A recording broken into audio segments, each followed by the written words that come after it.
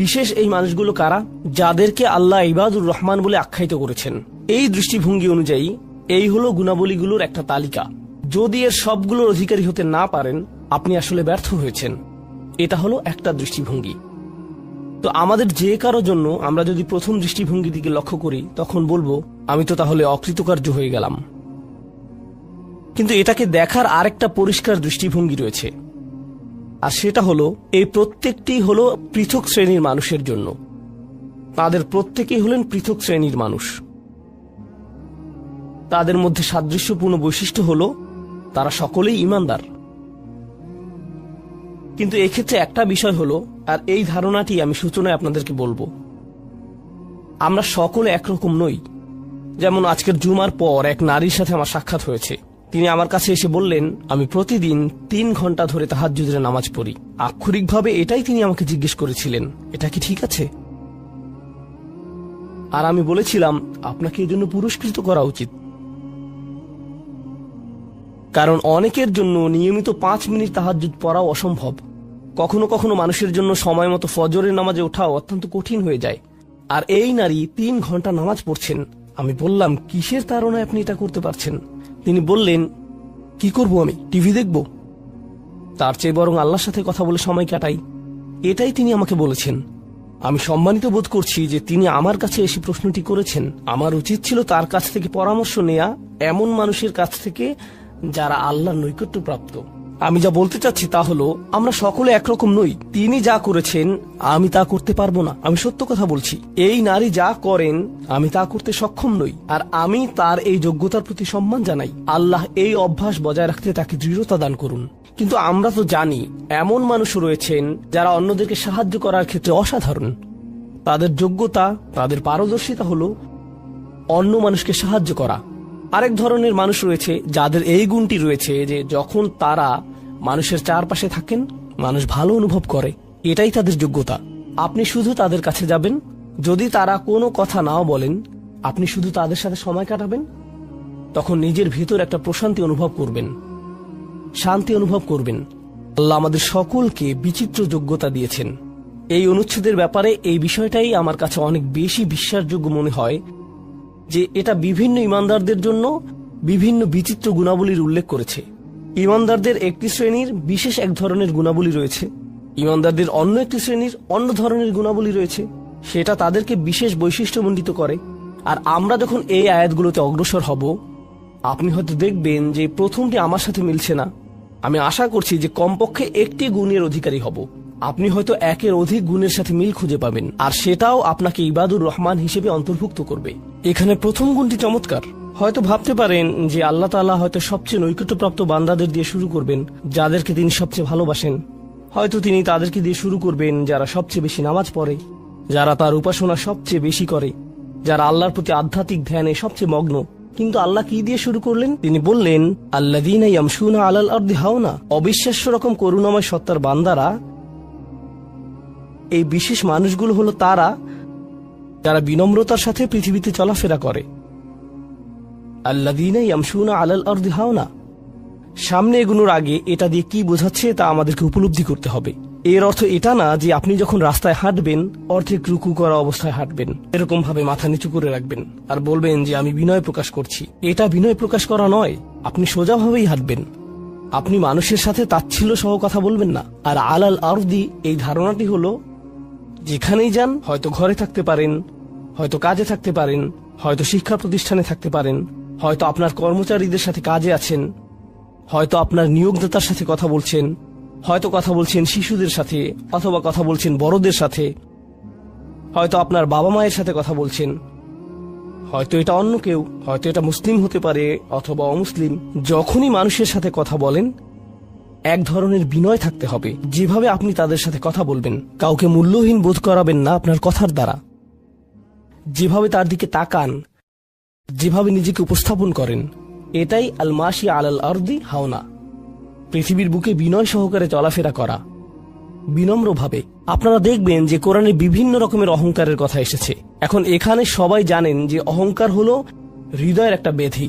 এটা থাকে হৃদয়ের ভিতর, তাই না? কিন্তু ভিতরে যখন কোনো ব্যাধি থাকে, যেমন কোনো ভাইরাস যদি ভিতরে থাকে, বাইরে এর কিছু লক্ষণ প্রকাশ পায়।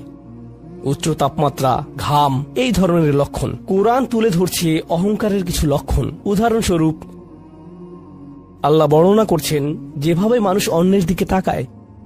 কোরআন বলছে যে এমন মানুষ ছিল যারা রাসূল সাল্লাল্লাহু আলাইহি সাল্লামের দিকে এভাবে দৃষ্টিপাত করত, ইয়াকাদুল্লাযীনা কাফারু লা ইযলিকুনাকা বিআবসারিহিম, তারা এত কঠিনভাবে আপনার দিকে তাকায় যে তারা যেন তাদের দৃষ্টি দ্বারা আপনাকে মাটিতে ফেলে দেবে।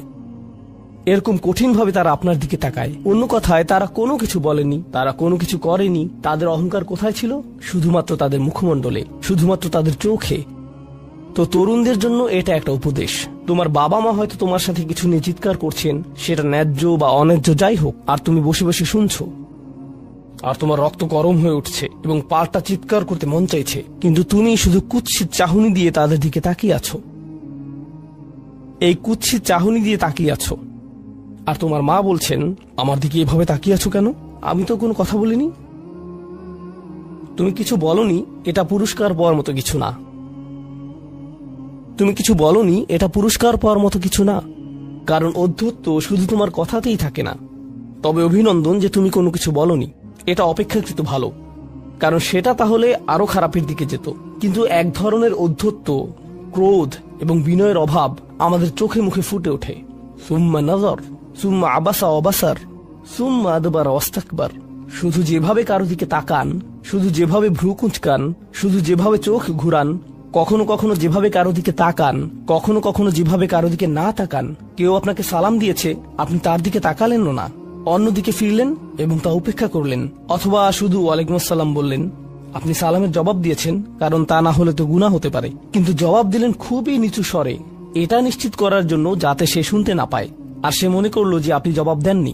এরকম যে আল্লাহ জানেন যে আমি জবাব দিয়েছি, কিন্তু আমি তাকে এটা জেনে পরিতৃপ্তি লাভ করতে দিব না যে আমি তার সালামের জবাব দিয়েছি। তো যখন সে এসে বলে যে ভাই, আমি তো আপনাকে সালাম দিয়েছি, আপনি জবাব দেননি। আমি তো জবাব দিয়েছি। এটাও হাউন এর অভাব। আল্লাযীনা ইয়ামশুনা আলাল আরদি হাওনা। মানুষের প্রতি বিনয়, শিশুদের প্রতি করুণা, বয়স্কদের প্রতি করুণা, এমন মানুষদের প্রতি করুণা যারা এর যোগ্য না। আর প্রসঙ্গক্রমে এর অর্থ এটা না যে আপনাকে অপমান করার সুযোগ আপনি মানুষকে করে দিবেন। এমন পরিস্থিতি আছে আমাদের পরিবারগুলোতে, আমাদের বন্ধু বান্ধবের মাঝে, আমাদের পরিসরে, যেখানে কিছু মানুষকে অবমাননাকর হিসেবে পাবেন। এমনটা ঘটে। আপনার পরিবারে এমন মানুষ রয়েছে, কখনো কখনো আপনার পিতামাতাও এরকম হতে পারেন। এটা খুবই কষ্টদায়ক বিষয়, এটা খুবই অন্যায্য বিষয়, আর আপনাকে এগুলো সব সময় শুনতে হয়, বারবার শুনতে হয়। শ্রোতাদের ভিতরে এমন নারী রয়েছেন যাদেরকে আমি দেখতে পাচ্ছি না, তারা পর্দার আড়ালে রয়েছেন, কিন্তু তারা যে অবস্থাতেই থাকেন, হয়তো শ্বশুর বাড়ির আত্মীয় অথবা ভাই বোন বা অন্য কারো কাছ থেকে তাদের কথা শুনতে হয়, আর তাদের এটা সব সময় শুনতে হয়, আর এগুলো শুনে তাদের রক্ত গরম হয়ে যায়। তখন কি করবেন? আপনাকে তখনও বিনয় ধরে রেখে যা করা শিখতে হবে তা হলো, প্রথমত সেরকম পরিস্থিতি থেকে দূরে থাকবেন। যদি জানেন যে মেজাজের ভারসাম্য হারিয়ে ফেলবেন, তখন সেখান থেকে বেরিয়ে যান। এই মুহূর্তে আমি এই আলোচনায় অংশ নিতে পারবো না, দুঃখিত, আমি একটু হাঁটতে যাব। রাগে বিস্ফোরিত হয়ে যাওয়ার আগে এটা থেকে বেরিয়ে যান। এটাই প্রথমত এবং প্রধানত ইয়ামশুনা আলাল আরদি হাওনা। যুক্তিসঙ্গতভাবেই আয়াতটিতে এর সাথে যা সম্পর্কিত, ওয়াইদা খাতাবাহুমুল জাহিলুনা ক্বালু সালামা, অল্প অল্প করে অবিশ্বাস্য কিছু শিক্ষা এখানে প্রদান করা হয়েছে। আরবি ভাষায় ইদা অর্থ যদি না, এর অর্থ যখন। যখন বিরক্তিকর ব্যক্তিরা, যখন সেই ব্যক্তিরা যাদের নিজস্ব নিয়ন্ত্রণ নেই, এরা যখন তাদের সাথে কথা বলে, যখন মূর্খ লোকেরা তাদের সাথে কথা বলে, এখানে বলা হচ্ছে না যে যদি তারা কথা বলে, বরং আয়াতে বলা হচ্ছে যখন তারা কথা বলে। আল্লাহ আমাকে এবং আপনাকে জানিয়ে দিচ্ছেন যে এমন লোক সব সময় থাকবে যারা আমাদের উদ্দেশ্যে কথা বলবে, যারা আমাদের সাথে আলোচনায় অংশ নিবে, যারা আমাদের সাথে ভাব প্রকাশ করবে। তাদের আচরণ হয়তো ভালো হবে না, এরকমটা ঘটবে, এটা এড়াতে পারবেন না। এই ধরনের অপ্রীতিকর অভিজ্ঞতার শিকার আপনাদের প্রত্যেককেই হতে হবে, আমি সহ। এমন লোক থাকবে যারা জাহেল। এখানে জাহেল অর্থ উপলব্ধি করুন। জাহেল অর্থ শুধুমাত্র মূর্খ না। যখন মুসা আলাইহিস সালামকে গরুর বাছুর সম্পর্কে জিজ্ঞেস করা হলো, তিনি বলেছিলেন যে তোমাদেরকে একটি গরু কুরবানি করতে হবে, আর তারা বলেছিল তুমি কি তামাশা করছো? আতাত্তাখিযুনা হুজুয়া, তুমি কি আমাদের সাথে উপহাস করছো? আমাদেরকে গরু কুরবানি করতে হবে? এখানে আমাদের সামনে জটিল পরিস্থিতি রয়েছে, কিন্তু কোনো গরু কুরবানির প্রয়োজন নেই। তিনি আসলেই রেগে গেলেন। আপনারা জানেন যখন মুসা আলাইহিস সালাম রেগে যান তখন তিনি কিছু একটা করে ফেলতে পারেন। তো তিনি তৎক্ষণাৎ আল্লাহর কাছে প্রার্থনা করলেন এবং বললেন, আউযু বিল্লাহি আন আকুনা মিনাল জাহিলিন, আমি জাহেলদের অন্তর্ভুক্ত হওয়া থেকে আল্লাহর আশ্রয় প্রার্থনা করি।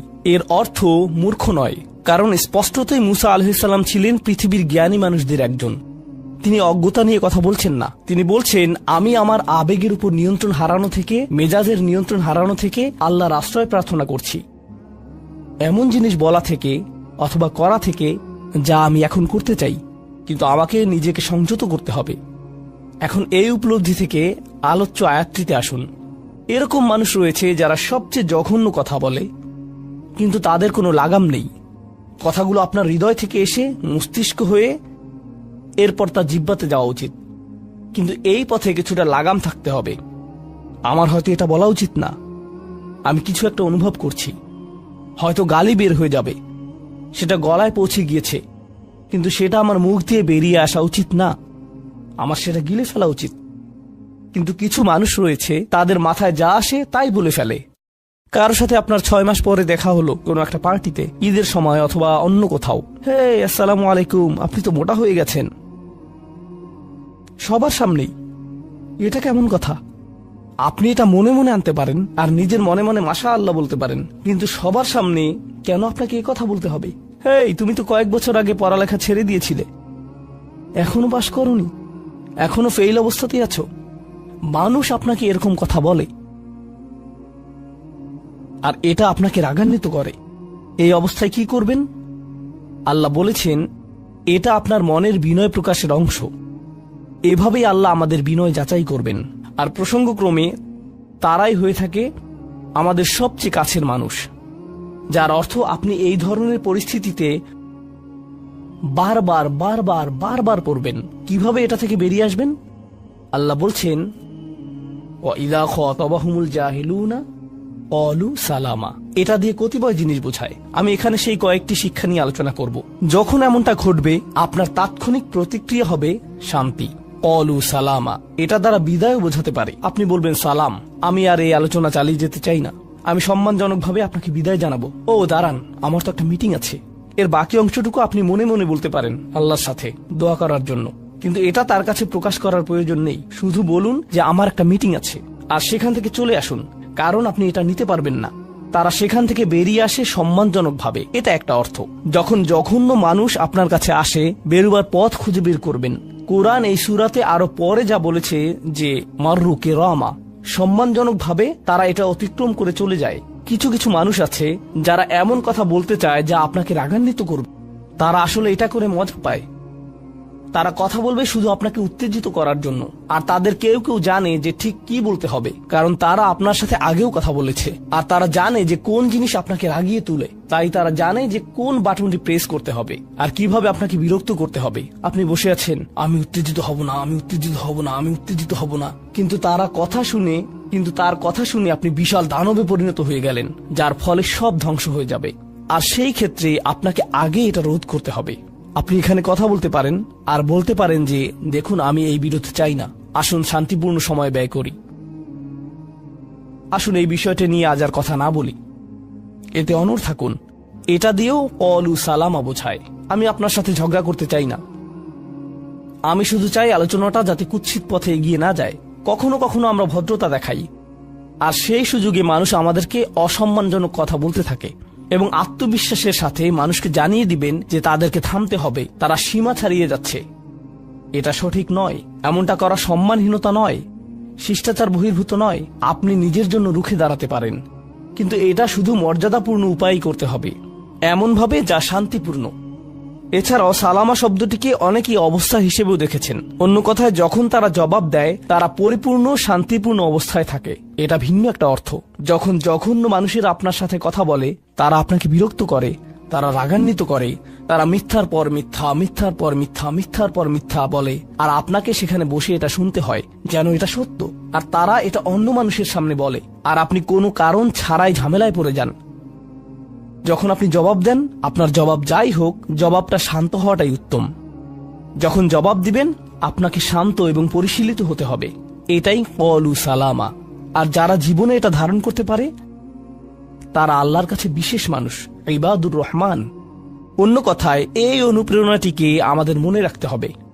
সেই রকম সময়ে যেই ব্যক্তির সাথে আপনি কথা বলছেন সে এর যোগ্য না, বরং সে হয়তো চপটাঘাত পাওয়ার যোগ্য। আপনাদের কেউ কেউ হয়তো প্রতিউত্তর দেয়ায় খুবই পারদর্শী, কেউ হয়তো আপনাকে বিদ্রুপাত্মক কিছু বলছে, আপনি তাকে কথা দিয়ে পিষে ফেলতে পারবেন। ও মাই গড, আপনার মাথায় যে জবাবগুলো আসে, তালিকা করা একাধিক জবাব, আমি কি এ বি সি বলবো নাকি উপরের সবগুলো একসাথে বলবো, আপনার মাথায় এটা চলছে। আর সেই মুহূর্তে যখন আপনি বিরত হওয়ার সিদ্ধান্ত নেন, কঠিনভাবে না বলার, প্রতিক্রিয়া না দেখানোর, শান্ত থাকার সেই শক্তি অর্জনের জন্য আপনার আর আমার অনুপ্রেরণা যা হবে তা হলো, আমি ইবাদুর রহমানের মধ্যে শামিল হতে চাই। আমি ভুলে যাব যে আমি এই অপ্রীতিকর কথোপকথনে রয়েছি, কারণ এখনই আমি আল্লাহর সংস্পর্শে রয়েছি আর তার বিশেষ রহমত আমার উপর বর্ষিত হচ্ছে। সেই জন্যই তিনি আমাকে এই পরিস্থিতিতে ফেলেছেন, যাতে আমি তার নৈকট্য অর্জন করতে পারি। এটা আসলে একটা আশীর্বাদ। এই অপ্রীতিকর সঙ্গগুলো আসলে একটা আশীর্বাদ, যাতে আমি তার নৈকট্য পেতে পারি। সুবহানাল্লাহ। وعباد الرحمن الذين يمشون على الأرض هونا وإذا خاطبهم الجاهلون قالوا سلاما। লক্ষ্য করুন এরপর আল্লাহ কি বলছেন। দ্বিতীয় শ্রেণীর মানুষেরা, তাদের বিশেষ গুণটি বর্ণিত হচ্ছে। প্রসঙ্গক্রমে এর অর্থ এটা না যে তারা অন্য কিছু করে না, যেমন তারা নামাজ পড়ে না, তারা হালাল খাবার গ্রহণ করে না। এগুলো তো থাকতেই হবে, তারা তো ইতিমধ্যে ইবাদ। এগুলো হলো ইবাদ হওয়ার বাইরের অতিরিক্ত গুণাবলী। দ্বিতীয় মহান গুণটি কি? দ্বিতীয় শ্রেণীর এই মানুষেরা যারা আল্লাহর কাছে প্রিয়, কোন জিনিসটা তাদের বিশেষ মানুষে পরিণত করেছে? ওয়াল্লাযীনা ইয়াবিতুনা লিরাব্বিহিম সুজদান ওয়া কিয়ামান। যারা রাত্রি অতিবাহিত করে তাদের প্রভুর উদ্দেশ্যে সিজদারত এবং দণ্ডায়মান অবস্থায়। তারা লোকচক্ষুর অন্তরালে গভীর রাতে নামাজে মশগুল থাকেন, কারণ তারা জানেন যে রাতের গভীরে আল্লাহ তাদের সবচেয়ে নিকটে থাকেন। আমাদের অনেকের জন্য এটা অনেক কঠিন যে আল্লাহ যদি তার সবচেয়ে নৈকট্যপ্রাপ্ত মানুষদের কথা বলেন, এই শ্রেণীর মানুষদের দিয়ে শুরু করাটাই প্রত্যাশিত ছিল। এটাই প্রত্যাশিত ছিল যে আল্লাহ এমন মানুষদের দিয়ে শুরু করবেন যারা সবচেয়ে বেশি নামাজ আদায় করে, বিশেষত এমন সময়ে যখন তিনি নিকটে থাকেন, যা হলো রাতের মধ্যপ্রহর। সেখান থেকে শুরু হওয়ার কথা ছিল, কিন্তু না, তিনি সেখান থেকে শুরু করেননি। তিনি বিনয় দিয়ে শুরু করেছেন, কারণ রাতের সেই নামাজ যখন আপনি এবং আমি আল্লাহর সামনে বিনয়াবনত হই, নামাজরত অবস্থায় অন্য কেউ দেখার সুযোগ না থাকে, চমৎকৃত করার মতো আর কেউ না থাকে, একমাত্র যাকে আপনি চমৎকৃত করতে চান তিনি হলেন আল্লাহ। আপনার আত্মাভিমান চলে গিয়েছে, আল্লাহর সম্মুখে দণ্ডায়মান হয়ে আপনি পূর্বেকৃত সকল অপরাধ স্বীকার করেছেন। আল্লাহর সাথে আপনি উন্মুক্ত আলোচনায় রত আছেন, সকল অহংকার থেকে মুক্ত হয়ে। যদি নিজেকে অহংকার মুক্ত করতে চান, প্রথম ধাপটি হলো আপনি কি মানুষের সামনে অহংকারকে বিসর্জন দিতে পারেন, আর তারপর আল্লাহর সম্মুখে উপস্থিত হন। আমরা এমন অনেক মানুষদের কথা জানি যারা ইবাদতে পারদর্শী, কিন্তু মানুষের কাছে তারা খারাপ হিসেবে বিবেচিত। এটা আদর্শ নয়। এখানে একটি শ্রেণীকে অগ্রাধিকার দেয়া হয়েছে, আর এরা তারাই যারা মানুষের সাথে বিনয়ী। তারপর যারা আল্লাহর সামনে বিনয়াবনত হয়ে উপস্থিত হয়। এটা অর্জন করা সহজ নয়, কিন্তু যদি সপ্তাহে একবার, আমি জানি যে এটা কঠিন হবে, কিন্তু সপ্তাহে একবার আপনি মসজিদে ইশার নামাজ পড়লেন, আর এরপর সরাসরি বাসায় চলে গেলেন আর ঘুমিয়ে পড়লেন। আর সেটা তখনই সম্ভব হবে যদি আপনি প্রত্যুষে ঘুম থেকে উঠেন আর এরপর দিনে না ঘুমান। তো ফজরের সময় উঠুন, এরপর ঘুমাবেন না, নিজেকে পরিশ্রান্ত করুন, এশা পড়ুন, এরপর ঘুমাতে যান। এরপর অ্যালার্ম দিয়ে রাখুন, ফজরের 30 মিনিট আগে অ্যালার্ম সেট করুন, উঠে গিয়ে কয়েক রাকাত নামাজ পড়ুন। শুধু এটুকুই করুন, নিজের মতো করে এটা করুন। এজন্য অন্য কারো ঘুম ভাঙাবেন না, এটা নীরবে করবেন। ঘরের কোনো এক কোণে চলে যান, সেখানেই নামাজ পড়ুন। যদি সপ্তাহে একবার বা দুবারও এটা করতে পারেন, যে প্রশান্তি পাবেন, আল্লাহর সাথে যে সম্পর্ক অনুভব করবেন, সেটা আপনাকে সবচেয়ে কঠিন সময়েও সাহায্য করবে। আল্লাহ আমাদেরকে এই মানুষদের অন্তর্ভুক্ত করে দিন। ওয়াল্লাযীনা ইয়াবিতুনা লিরাব্বিহিম সুজদান ওয়া কিয়ামা। এরপর আসছে তৃতীয় ধরনের মানুষের কথা। ওয়াল্লাযীনা ইয়াকুলুনা রাব্বানা ইসরিফ আন্না আযাবা জাহান্নাম ইন্না আযাবাহা কানা গরামা ইন্নাহা সাআত মুস্তাকাররা ওয়া মুকামা। এই মানুষেরা শুধু একটি দোয়া করে, দোয়ার তালিকা নয়, তাদের একমাত্র দোয়া হলো, ইয়া আল্লাহ, আমি জাহান্নামে যেতে চাই না। অন্য যেখানেই রাখেন, জাহান্নামে নয়। আমাকে জাহান্নামে রাখবেন না, আমাদেরকে জাহান্নামের শাস্তি থেকে দূরে রাখুন। অবস্থান করার জন্য এটা বিভৎস একটা জায়গা। আমি এটা এক মুহূর্তের জন্য দেখতে চাই না। আমি সেখানে স্বল্পস্থায়ীভাবে থাকতে চাই না, আর আমি সেখানে দীর্ঘস্থায়ীভাবেও থাকতে চাই না। দোয়াটি মনোযোগ দিয়ে শুনুন। ইন্নাহা সাআত মুস্তাকাররাও ওয়া মুকামা। প্রথমত, এটা একটা শাস্তি, এটা বিশাল একটা সাজা। আমি সেখানে স্বল্প মেয়াদের জন্য থাকতে চাই না, আর আমি সেখানে দীর্ঘমেয়াদের জন্য থাকতে চাই না। কিছু মানুষ রয়েছে যারা সেই একই রোগে আক্রান্ত হয়েছে, উম্মার মধ্যে, মুসলিমদের মধ্যেই একই রোগ যা বনী ইসরায়েলেরও ছিল।